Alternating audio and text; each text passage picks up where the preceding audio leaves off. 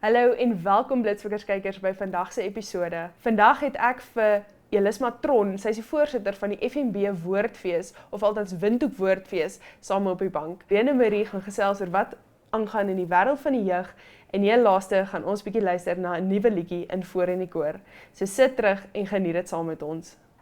Namibia is a land of movement, with waves that never stop reaching forward. Here, adventure is not something we search for.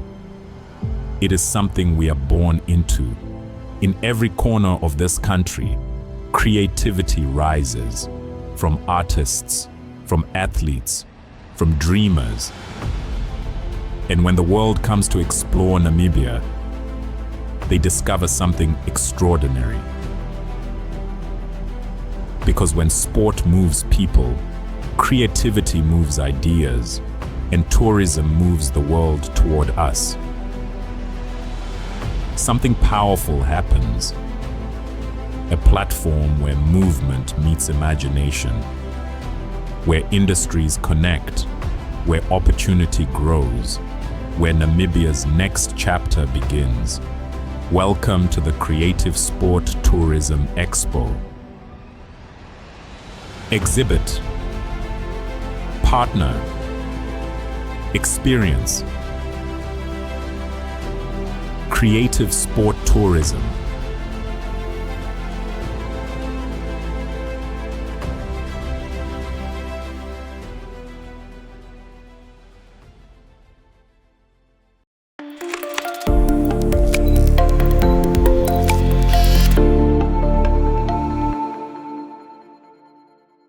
Welkom dames en heren, this is Marius Hansen, joined by... Irene Marie van der Walt. Hoe gaan het Irene? Dit gaan fantasties, dis Marius, hoe gaan dit met jou? Goed, dankie. So ons gaan vandag bietjie gesels oor IDs. Spoorburgers in die Omaieke streek het gesê, hulle het niks IDs nie in omtrent 30 jaar. En hoe kan jy glo 'n lewe sonder 'n ID? Ja, dis 'n baie groot probleem in Namibië. Ek weet in die verre noorde is daar ook baie mense wat nie identiteitsdokumente van enige aard het nie. En die ding wat ek dink mense moet verstaan van jou ID is, dit is jou burgerlike bewys. Dit is as jy 'n bankrekening moet oopmaak, dit is as jy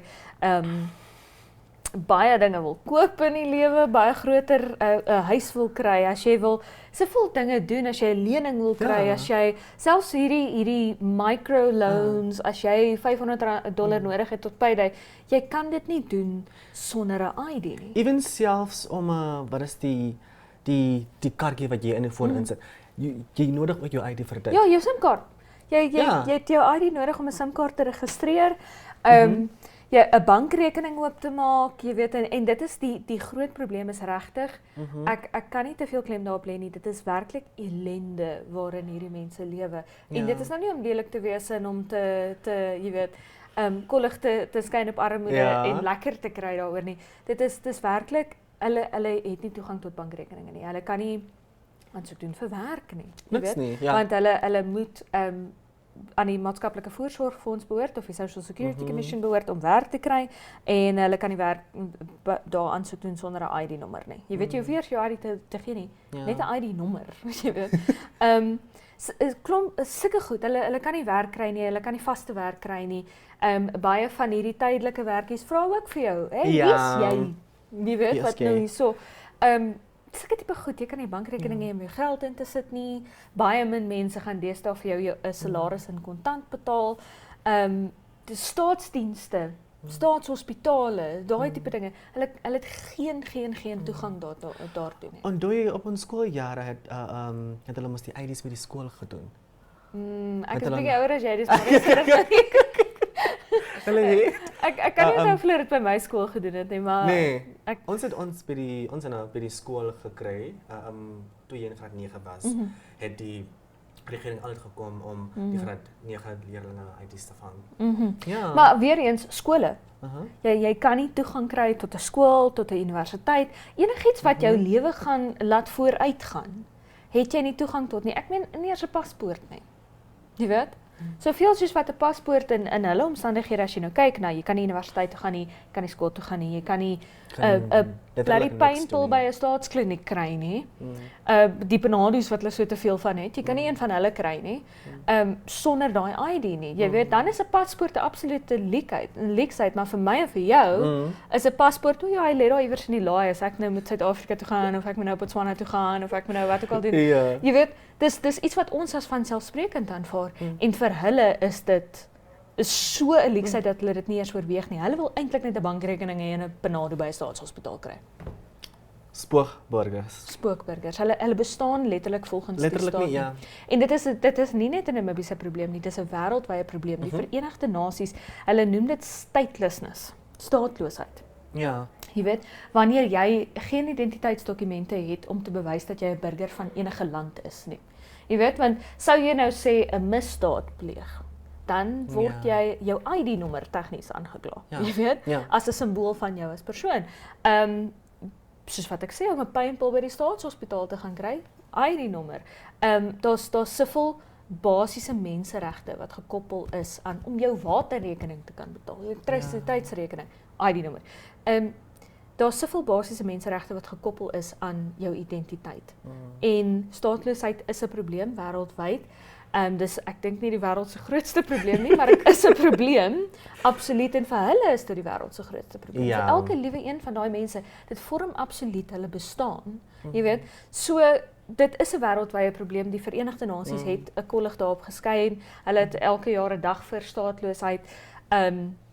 So ja, dit is 'n bestaan wat ek dink ek en jy nooit kan indink nie. Ja. Want daar's soveel wat ons as vanselfsprekend aanvaar dat as jy die lig aansit, werk hy want jy kan jou rekening gaan betaal. As jy jou kraan oopmaak, loop die water want jy kan jou rekening gaan betaal. As jy nou, ek en jy werk vir 'n maatskappy wat vereis dat ons mediese fonds het, maar weer eens, mediese fonds, kort 'n ID-nommer. Jy weet, of as ons wil staatshospitaal toe gaan, kan ons dit doen.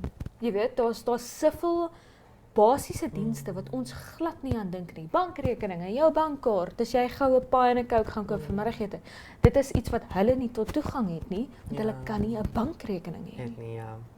So dis 'n bestaan wat ek werklik nie kan indink hoe jy so kan lewe nie. Ja. Lekker afgesluit.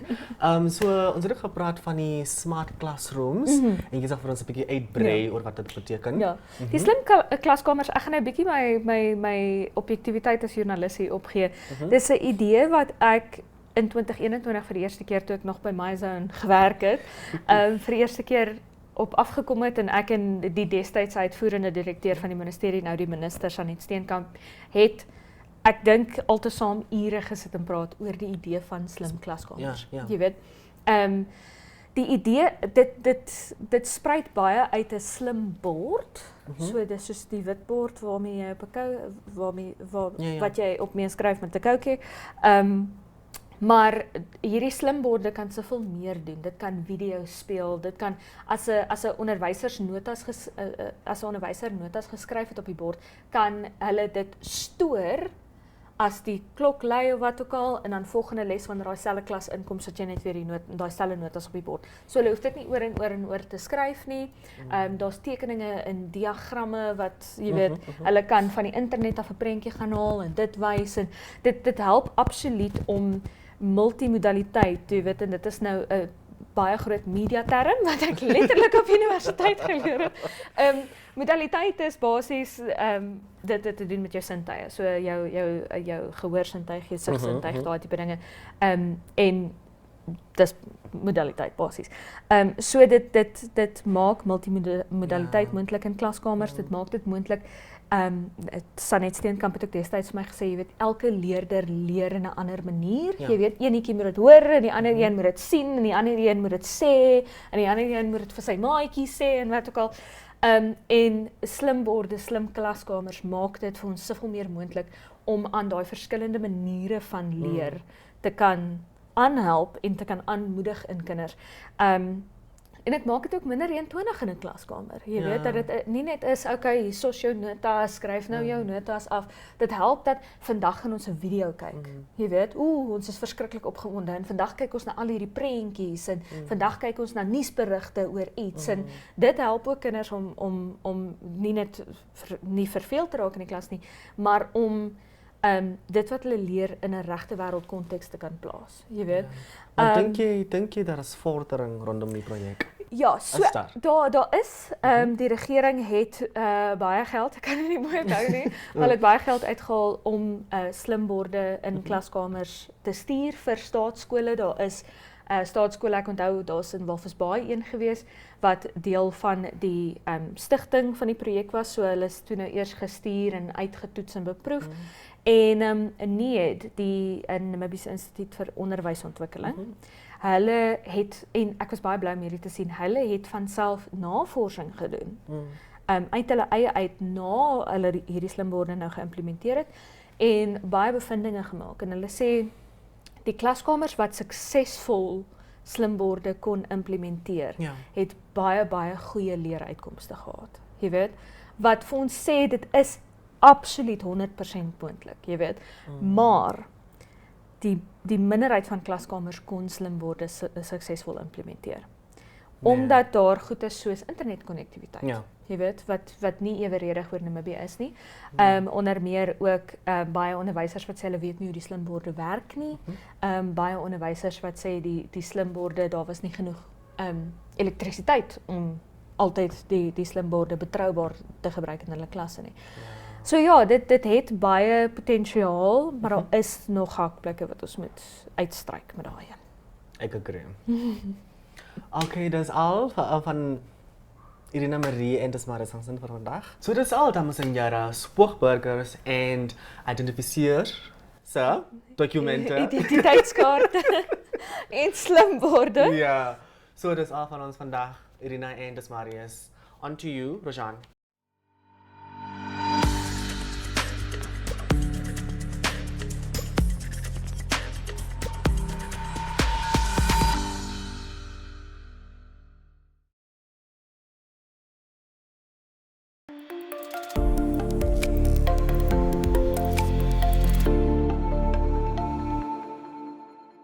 Welkom blitsvikkerskykers by vandag se onderhoud.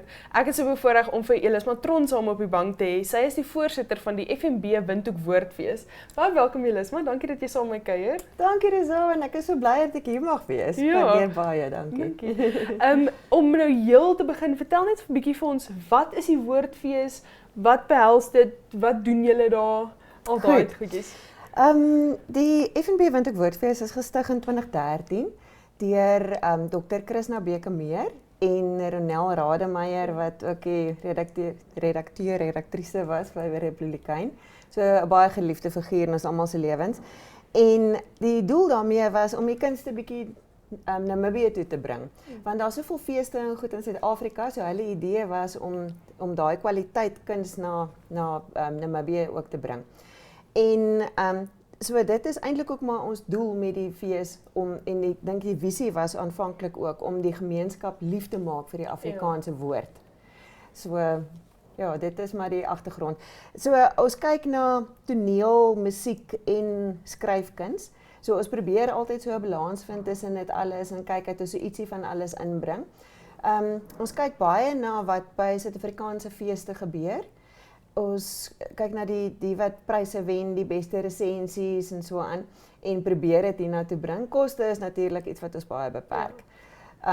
Ons kan nie altyd 'n hele groot verhoog 'n drama produksie bring nie, want die stel moet vervoer word as dit 'n cast wat weet jy wat die Afrikaanse woord daarvoor is nie, van sê 5 mense is, almal moet hiernatoe kom, hulle moet visums kry en alles, so dit raak 'n duur spulletjie. So ons kyk baie mooi na wat ons kan bring en wat mense sal waardeer ook hierso. Wat ook half sal wat die mense in Namibië sal aanklank vind by. Absoluut. Ja.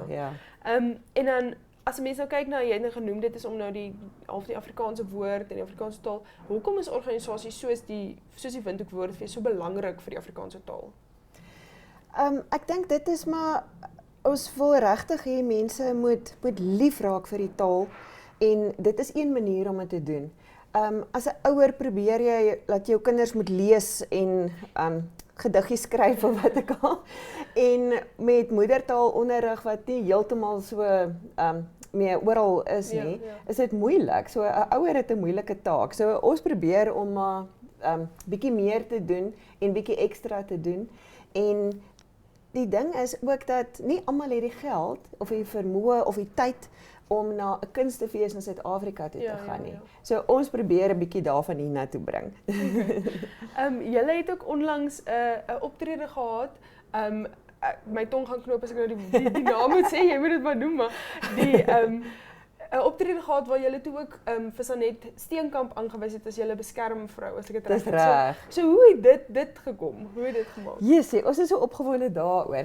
Die vertoning was vrou oor vrouste. Ja, sien my tong sê ook net. Ja, so dit gaan oor jy gaan nog daar kom, jy is nog nie daar nie. Hoe ouer jy raak, hoe vrouer en vrouster raak jy. Maar ja, so dit was die perfekte geleentheid om vir Sanet Steenkamp as ons beskermvrou aan te stel of aan te kondig. So die hele ding gaan daaroor dat ons gekyk het na iemand wat regtig Afrikaans uitleef, haar liefde vir die taal. Ons weet dit is iemand wat regtig lief is vir Afrikaans en wat wil hê dat die jeug en almal moet dieselfde gevoel kry, dieselfde leer en so sy is die perfekte persoon en dit is ook nie net as gevolg van haar posisie as minister wat ons haar aangestel het as die beskermvrou nie. Dis regtig die persoon wat sy is, haar hele wese, haar liefde vir die taal is wat ons gedwing het om dit te doen. En ja, ek moet sê dit is Henriette Lamprecht van die Republikein wat so oulik was en 'n idee gegee het om haar te kry. So ons glo ook dit sal vir ons sulke voet in die deur gee by skole oor die portefeulje wat sy op die oomblik het. So dit gaan nou nie deur amptelike kanale nie, maar dit help as 'n mens net 'n stemmetjie iewers het wat jou kan help. Ja, en dit help ook dat dit so oulike mense is. Ek het haar nog net een keer in persoon ontmoet, maar daai minuut of wat of 2 minute was sy's regtig liefdevolle mens. Jy is heeltemal reg. Ja, so dit is regtig waar jy wil nie iemand hê wat aangeplak of vals is, jy wil iemand hê wat regtig dit wat sy sê is wat jy sommer kan sien ook. Sy leef dit uit. So ja, dit is fantasties om met so iemand te kan saamwerk. En vertel 'n bietjie vir my, hoe het jy betrokke geraak by die Woordfees? Ek was die uitvoerende beampte van Netwerk vir Afrikaans. Dis 'n organisasie wat maar so kyk na al die Afrikaanse organisasies in Namibië bietjie saam te bind en aktiwiteite te koördineer. So ek het daar gewerk en toe die Woordfees my genader gevra of ek sou belangstel om op die komitee te dien. En dit is maar waar dit begin het. En my ma was 'n juffrou. So ek het van kleins af ook daai liefde gehad vir die taal en vir lees en alles wat daarmee saamgaan. So dit was vir my so 'n groot voorreg. Ja, was dit so goed in. En dan as ons nou 'n bietjie terugkom na die jeug toe en hoe kom jy nou eintlik hier is? O ja. Hoe het julle agtergekom dat daar so half 'n ruimte of half as mens nou ruimte of leemte of hoe kan gebruik vir die jeug om betrokke te raak? Hoe daai gekom? Weet jy, ons sien die mense wat ons goed bywoon is ek sal nie sê oud nie, want dan skiet ek myself in die voet. Maar ons wil baie graag 'n jonger gehoor betrek.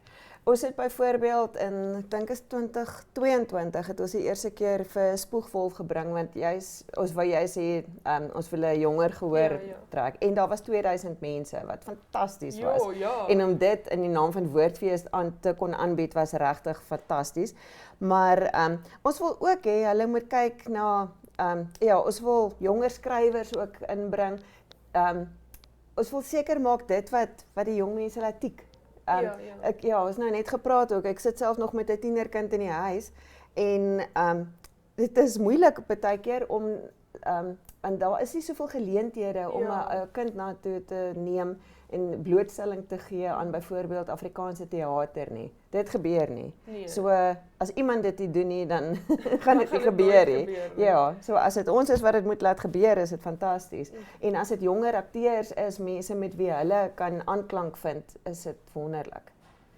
En dan dit is nou maar wat jy gesê het nou half kan uitkry half is dat die doel is dat jy meer die jeug wil blootstel en meer betrek by Afrikaans as dit nou Dis so reg, ja. Ja. Want ons kyk ook na iets soos 'n kletsruim kompetisie. So dit gaan jonger mense wees. Ja. Dit gaan 'n heel ander teikenmark wees wat bereik word daardeur en dit is presies ons doel. Ek dink byvoorbeeld 'n aktrise soos Minke Elers of so, ek is mal oor haar. So ons sien verskriklik uit daarna om te sien met watse idees hulle vorendag kom en wie dit is wat hulle bewonder. Wie is hulle Afrikaanse helde op hierdie stadium? Ek meen, ons het groot geword met mense soos Sandra Prinsloo, Amanda Strydom en Antjie Krog om sulke mense te ontmoet en by hulle te leer en net van hulle te tap is wonderlik. Maar ja, so ons wil sien wie is dit wat ons jong mense kan beïnvloed en lief maak vir Afrikaans. Ja. En half so Afrikaans deur hulle oë sien om te sien Precies. waarna hulle gaan kyk, wat hulle wil hê. Ja. Waar En hulle dat gaan hulle aanklank eintlik vind. dink aan Afrikaans, dat dit nie net 'n ding is van iemand doen iets of iemand bring iets of die skool het gesê ek moet dit doen, maar iets wat ek regtig wil hê. Wat is dit? So laat ons kan seker maak, ons kom bietjie in hulle breine in. Okay, so julle het nou hierdie junior komitee gestig, en julle is besig om nou lede in te mense kan aansoek doen of nou Dis vir reg. julle benader om daar. So wat is nou as mense nou 'n bietjie kyk na die tegniese wat nou vereis is, wat is die vereistes vir hulle om dan nou deel te word van hierdie komitee? Goed. Ons soek net mense wat hoërskoolleerders wat opgewonde raak oor Afrikaans, wat entoesiasties is oor die taal. Wat seker redelik goed doen ook in Afrikaans op skool. Maar ja, dit is 'n baie saak. As jy daai entoesiasme het, dan is jy al klaar 'n end ver. En iemand wat kan goed organiseer, wat kan beplan, wat in 'n begroting kan werk. So ja, en dan vra ons ook dat hulle op 'n kreatiewe manier aansoek doen. So jy kan of 'n video of 'n skryfstuk of musiek. Sing vir ons 'n liedjie oor hoekom jy dink jy moet by die junior woordfees komitee betrokke raak. So dat ons kan sien wie kan ons almal kry en ja, dit is 'n begin, dit is nou maar 'n nuwe terrein vir ons almal. So ons gaan kyk wie doen aansoek en wat kry ons hier uit en ja, dan vat ons van daar af en ek glo dit kan net groter groei. Ja, definitief en dan kan 'n mens dalk later nou bietjie kleiner gaan, bietjie groter gaan. Precies. Kyk wat jy nodig het, wat jy wil hê. Ja. En dan vertel net gou hoe doen hulle aansoek? Waar kry hulle julle? Hoe kan hulle aansoek instuur? Ja, Goed. al daai goedjies. Daar's 'n advertensie op ons Facebook en Instagram, FNB Windhoek Woordfees, so jy kan daar gaan kyk. En jy stuur soos ek nou gesê het 'n video of 'n skryfstuk of 'n musiekvideoetjie of iets na admin@windhoekwoordfees.com of na my nommer 081 224 410. Okay. Blonde nommer. Dis hy. Enige laaste ietsie van jou kant af om hulle Ja, aan te ek moedig? kan wel regtig vir net sê, vir enige iemand wat enigstens wonder of dalk belangstel, doen net aansoek en kyk waarheen dit jou lei. En ja, want jy kan soveel leer hier uit. Ons gaan regtig die komitee vat en vir hulle stap vir stap deur alle stappe neem oor hoe om 'n vertoning te reël, waarna moet jy alles kyk, wat is al die papierwerk wat nodig is vir 'n kunstenaar om Namibië toe te kom, 'n begroting, ons gaan jou help met mediaverhoudings. So volgende keer gaan hier dalk iemand van die junior FNB Windhoek Woordfees komitee sit, nie ek nie. Definitief. Ja, en dit is die gesigte wat ons wil hê moet daar buite wees. En ja, en soos ek gesê, ons werk met borgers se geld, so dis vir ons belangrik om jou te leer om binne 'n begroting iets te beplan ook. Ja. So ek dink dit is 'n fantastiese geleentheid. Dis iets wat jy oral kan gebruik en jy kan by 'n kerk of jou skool of wat ook al kan jy dan 'n vertoning reël want jy gaan presies weet hoe om dit te doen. Ja. En dit is ook dis 'n situasie waar julle net gaan sê, okay, hierso doen dit nie. Julle gaan regtig hulle oplei, hulle ek dink dis 'n fantastiese geleentheid om vir hulle self, maar ook om vir die toekoms enigiets. Dit is hulle gaan soveel leer van ek sou dit genodig het om 'n begroting te reël of geleer het om met 'n begroting te werk toe klein. Maar so ja, van my kant af ook moedig julle aan regtig. Ek dink dis 'n fantastiese inisiatief, is 'n fantastiese ding wat bymekaar kom om dan nou die liefde vir Afrikaans te sien nou kom ek op Afrikaans woord, maar te preserve, te Ja. te beskerm as mens dit so kan sê. Ja. Maar baie dankie Elisma. Dankie dat jy Dankie. saam met my gekuier het. Ja, dit was baie lekker. Dankie vir die geleentheid. Ek Nee, waardeer. 100%. En ja, soos volgende keer, soos wat sy genoem het, dalk volgende keer het ons 'n junior komitee lid hierso saam met my, wat dan met ons bietjie meer kan gesels in diepte oor hulle ervaring. So ja, dankie. Dankie. Blitsvikkers kykers bly ingeskakel want net hierna gaan ons bietjie gesels oor 'n nuwe liedjie wat uitgekom het.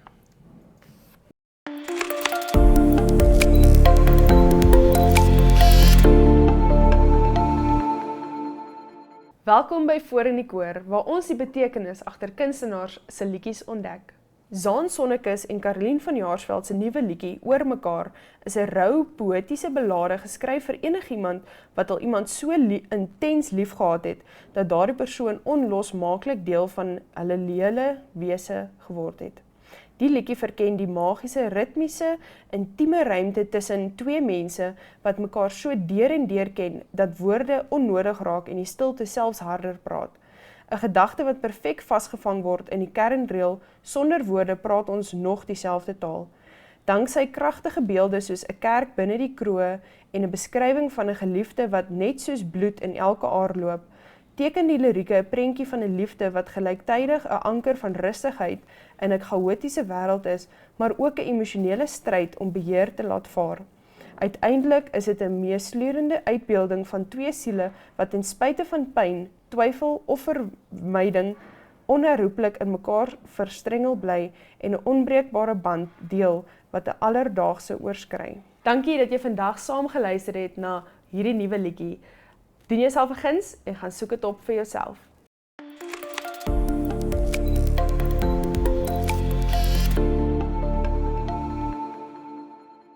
Dit was dit Blitsvikkers kykers, nog 'n episode is verby. Ek hoop dit het vir jou 'n dag vir jou geïnspireer om dalk betrokke te raak by die FNB Windhoek Woordfees se jeugkomitee en ek hoop dit het jou geïnspireer om nuwe musiek daar buite te gaan soek. Tot volgende keer, totsiens.